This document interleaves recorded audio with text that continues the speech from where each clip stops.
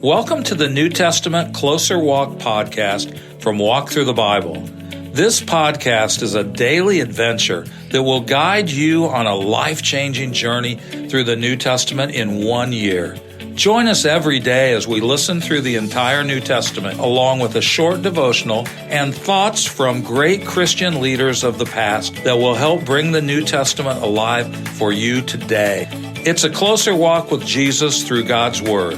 For more free resources, including a daily worship from the Heart text, go to walkthru.org/ntpod. The power to do, to dare, and to suffer.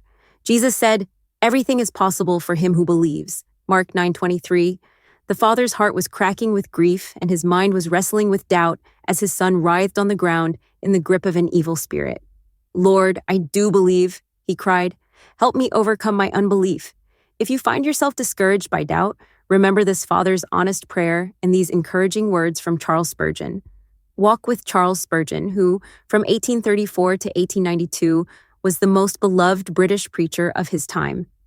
The father said to Jesus, "If you can do anything, take pity on us and help us."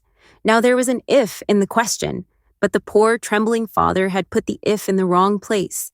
Christ, without commanding him to retract the if, kindly puts it in its legitimate position. He seemed to say, "There should be no if about my power, nor concerning my willingness. The if lies elsewhere. If you can believe, everything is possible for him who believes." We, like this man, often see that there is an if somewhere, but we are perpetually blundering by putting it in the wrong place. Faith stands in God's power and is robed in God's majesty. It wears the royal apparel and rides on the king's horse, for it is the grace which the king delights to honor.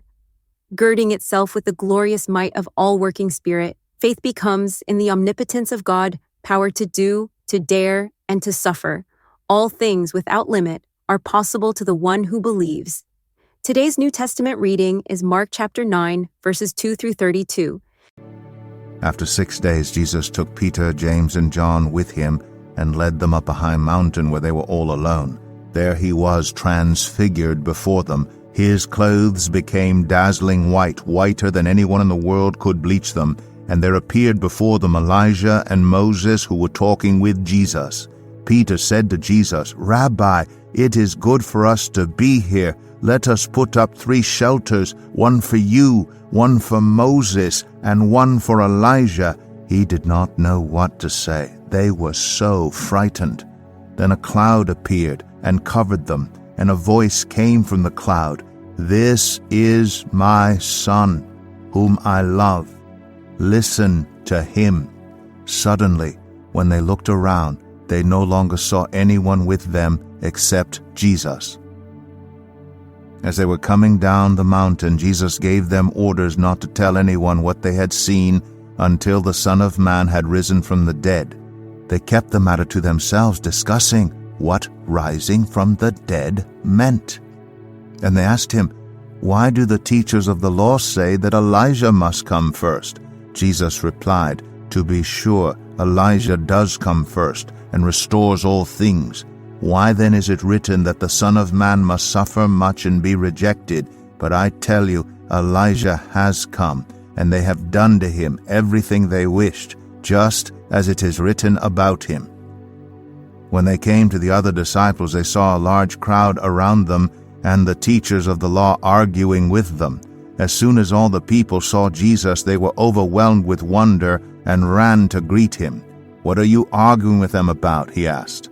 A man in the crowd answered, "Teacher, I brought you my son, who is possessed by a spirit that has robbed him of speech. Whenever it seizes him, it throws him to the ground. He foams at the mouth, gnashes his teeth, and becomes rigid. I asked your disciples to drive out the spirit, but they could not." "You unbelieving generation," Jesus replied, "how long shall I stay with you? How long shall I put up with you? Bring the boy to me." So they brought him. When the spirit saw Jesus, it immediately threw the boy into a convulsion.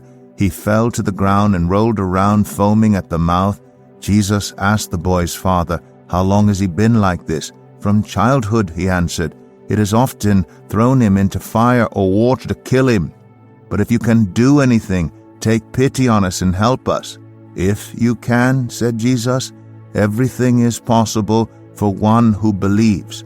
Immediately the boy's father exclaimed, "I do believe. Help me overcome my unbelief." When Jesus saw that a crowd was running to the scene, he rebuked the impure spirit. "You deaf and mute spirit," he said, "I command you, come out of him and never enter him again." The spirit shrieked, convulsed him violently, and came out.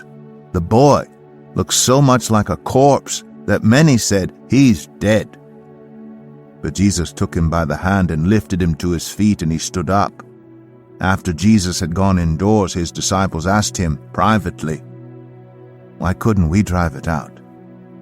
He replied, "This kind can come out only by prayer." They left that place and passed through Galilee. Jesus did not want anyone to know where they were because he was teaching his disciples. He said to them, "The Son of Man is going to be delivered into the hands of men. They will kill him, and after 3 days he will rise." But they did not understand what he meant, and were afraid to ask him about it. Jesus later reminds his disciples that all things are possible with God. Mark 10:27. Even his closest followers were prone to forget the power they saw him exercise time after time. Like Abraham, they needed to be fully persuaded that God had power to do what he had promised. Romans 4:21. God's word gives numerous examples of God's power at work in response to man's faith. So, when doubts assail you, remember this: with God, the possibilities are limitless. Thank you for joining us today. Make sure you subscribe so you don't miss a single episode as we take a closer walk through the New Testament in 1 year. For more free resources, including a daily worship from the heart text, go to walkthru.org/ntpod. That's walkthru.org/ntpod. Walk through the Bible. Take a walk, change the world.